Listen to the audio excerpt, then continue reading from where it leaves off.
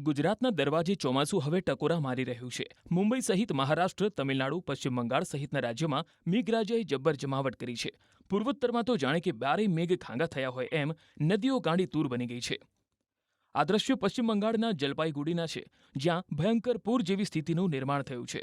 ભૂટાનના પર્વતીય વિસ્તારો અને ડુઆર્સમાં પડી રહેલા ભારે વરસાદ બાદ મૂર્તિ નદી તોફાની બની। નાગરાકાંટામાં નદીનું પાણી ગામમાં ઘૂસી જતા 100 જેટલા પરિવાર મુશ્કેલીમાં મુકાયા। ચાલસા વિસ્તારના મહાબાડી પાસે મૂર્તિ નદીના બંધમાં ધોવાણ શરૂ થતાં સ્થાનિકો ભયભીત બની ગયા। અહીં નદીનું પાણી ગામમાં ઘૂસી જવાની આશંકાને પગલે સ્થાનિકો સાવધાન થયા છે। પશ્ચિમ બંગાળમાં જલઢાકા, તીસ્તા, ચેલ અને ગીસ સહિત ડુઆર્સની અનેક નદીઓમાં જળસ્તરમાં વધારો થયો છે। સિક્કિમના પર્વતોમાં તીસ્તા નદી પ્રચંડ પ્રવાહ સાથે વહેવા લાગી છે, જેના કારણે નદી આસપાસના વિસ્તારના લોકોને તંત્ર દ્વારા એલર્ટ આપવામાં આવ્યું છે। નદીમાં પૂરના કારણે છેક બાંગ્લાદેશ બોર્ડર સુધી એલર્ટ જાહેર કરવામાં આવ્યું છે। નદી કાંઠે આવેલા ગામના લોકોને સાવચેત રહેવા સૂચના આપવામાં આવી છે। પાડોશી રાજ્ય મહારાષ્ટ્રમાં પણ મેઘરાજા મન મૂકીને વરસી રહ્યા છે। મહાડ, પોલાદપુર સહિતના વિસ્તારોમાં ભારે વરસાદ નોંધાયો। રાયગઢમાં ચોમાસાના આગમન બાદ હવે સારો વરસાદ થતાં ખેડૂતોના જીવમાં જીવ આવ્યો છે। અહીં ખેડૂતો લાંબા સમયથી સારા વરસાદની રાહ જોઈ રહ્યા છે।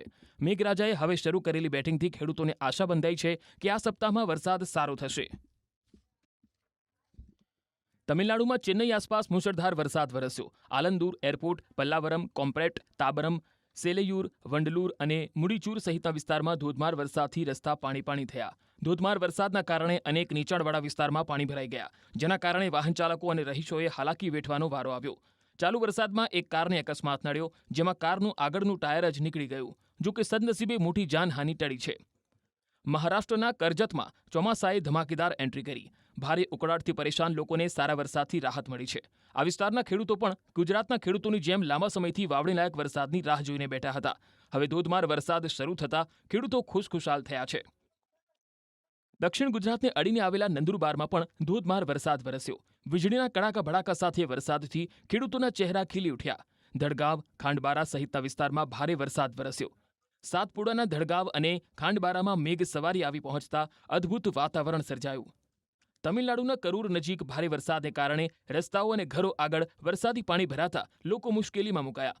આસપાસના વિસ્તારોમાં ભારેથી મધ્યમ વરસાદ નોંધાયો। પાણીના નિકાલની યોગ્ય વ્યવસ્થાના અભાવે રહેણાંક વિસ્તારોમાં પણ પાણી ભરાયું, જેના કારણે લોકોએ મુશ્કેલી વેઠવી પડી। તમિલનાડુના વિલ્લુપુરમ જિલ્લાના મેલમલિયાનુર અને આસપાસના વિસ્તારોમાં 1 કલાકથી વધુ સમય સુધી પવન સાથે વરસાદ વરસ્યો, જેણે ખેડૂતોની મુશ્કેલીમાં ઘટાડો કર્યો। અહીં ચોમાસું બેઠા બાદ પણ પૂરતો વરસાદ ન પડતા ખેતી પાકો પર જોખમ તોડાઈ રહ્યું હતું। જો કે હવે ફરી વરસાદી રાઉન્ડ શરૂ થતા ખેડૂતો ખુશખુશાલ છે।